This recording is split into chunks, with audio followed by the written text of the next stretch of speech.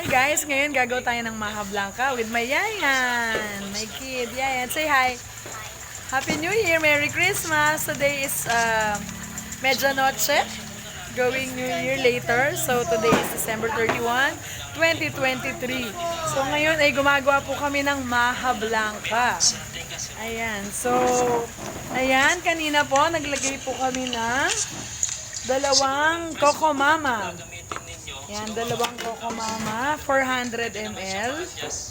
Yan, Coco Mama. And then, we also add the condensed milk. Yan, cowbell condensed milk. And then, we have already added also the corn. Sinilat ako ng corn. Ayan, yung corn. And then, ngayon ay lalagay tayo ng prime cream style corn. So, isi-sift natin siya para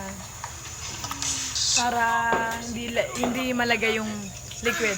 And then, kanina rin nag-mix na kami ng cornstarch, 2 cups of cornstarch sa 4 cups of water. So, we use the measuring cup which is 1 cup. Ayan.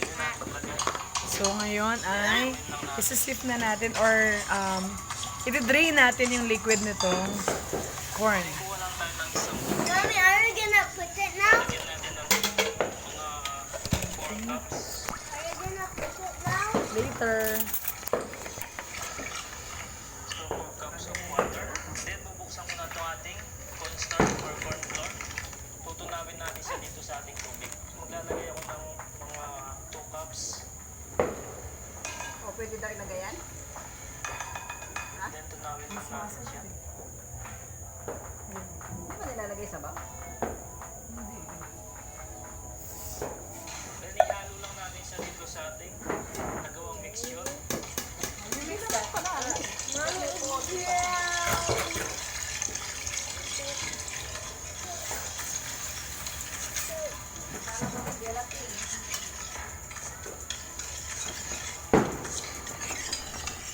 Ayan, so yan, you mix this mixture. Natin siya bago natin nilagay yung ating sugar. Ayan. Para matansya natin. We are doing the Kasi naglagay na tayo ng mixing of the coconut milk, the condensed, and the corn. lalagyan na natin itong ating Then while watching YouTube.